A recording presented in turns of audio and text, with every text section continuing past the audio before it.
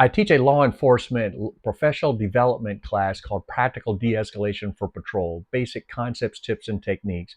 And among the points I emphasize is the need to develop situational awareness, self-discipline, and not to get offended, frustrated, or impatient, because all that does is increase the likelihood they're going to be the ones that end up saying or doing something that escalates the situation.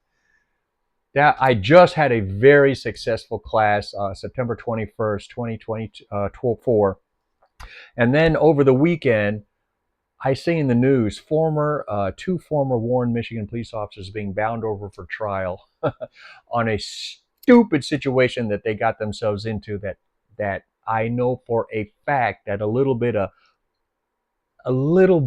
of situational awareness and self-discipline would have absolutely avoided the whole situation. So in July of 2023, these two officers are sitting there. It's a rainy day, and they observe a semi-truck driver backing up, trying to maneuver and back up into a loading dock. Well, as you probably have experienced at some point in your life, every now and then you'll see a truck driver, semi or otherwise, trying to back up to a loading dock, and it's invariably going to block traffic for a little bit. Well, for some reason, these two officers decide to make contact with this truck driver, which, by the way, turns out not to even be in their jurisdiction. They're making contact with a motorist who's not even in their jurisdiction, without even advising that jurisdiction that they're going to be operating in that jurisdiction. So for some reason, and it's a rainy day again, they get out of their squad car, and it's a field training officer and his rookie officer. They make contact with the driver. They're demanding his paperwork. For whatever reason, he's refusing to show them paperwork, driver's license papers, blah, blah, blah.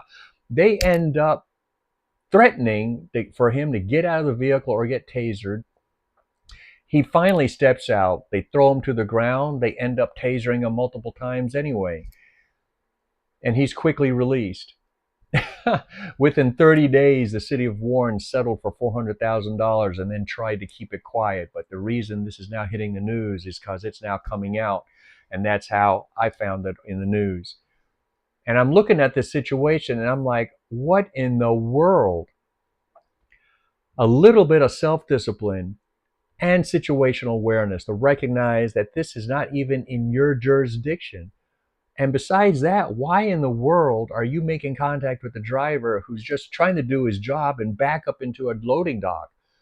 What's the whole point of trying to get his paperwork and yank him out of the vehicle and then end up tasering him and all that? I have in my career a couple times encountered that type of situation.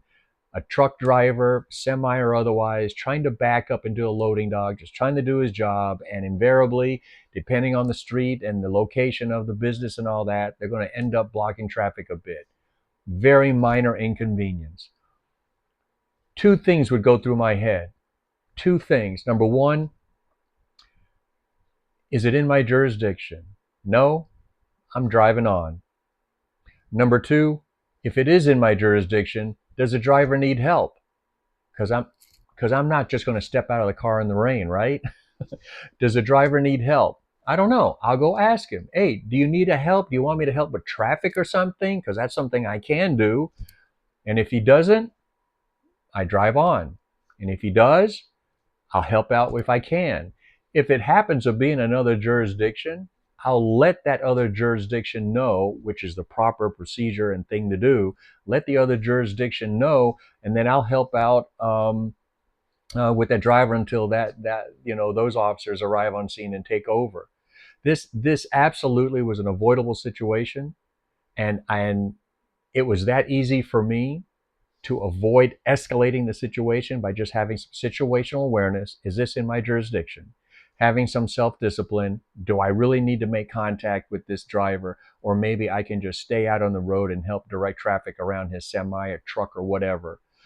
Bada boom, bada bing. There is absolutely no reason for these two officers to get out, make contact with the driver, and escalate it to the point that it did. And now, because they allowed themselves to become offended, frustrated, and impatient with this guy, they now have lost their careers and are now facing multiple criminal charges. Take a long, slow, deep breath, assess the situation, and think things through. Now let's talk about the driver. Why didn't he show these officers his driver's license and his paperwork?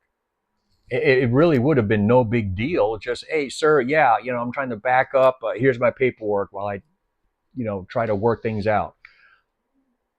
Why did he become so resistant and obstinate and all that? I don't know, but I will tell you that lately, because of the last almost 10 years now, people are going to be more rude and obnoxious with police officers, and they will, even when it absolutely is unnecessary. Actually, a lot of times, 99% of the time, is so unnecessary. They will create a situation out of nothing at all. And in my career, when I was on the road, there were many times I had people literally talk themselves in the jail, and all they had to do was be compliant or cooperative in whatever the situation was. But why didn't this driver just give him his paperwork as he tried to jockey a semi? The sooner they got his paperwork and could determine whatever it is they were looking for, they would be on their way and he could keep trying to do his job. But I'll tell you what's in everyone's mind. If they're loud and rude and obnoxious with the police, they know that if it goes bad, the media will hold them up as model citizens. The media will hold them up as victims, and they're going to win a settlement like this guy did, like everything that happened in this situation. If you're a law enforcement officer in this country, take a long, slow breath, slow yourself down, assess the situation, think it through, and don't end up becoming so offended, frustrated, and impatient with someone or something that you end up saying you're doing something that escalates the situation and it costs you your career and maybe your freedom. And then you end up on YouTube, and I use you as an example of what not to do. Don't do that. We'll see you on the next video.